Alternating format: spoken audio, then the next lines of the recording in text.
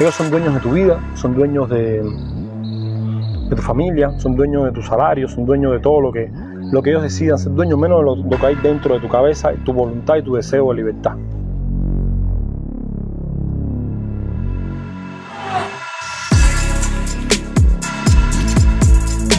Toda Cuba está en la pista, yo me voy para Malecón, me cueste lo que me cueste, me voy para la calle.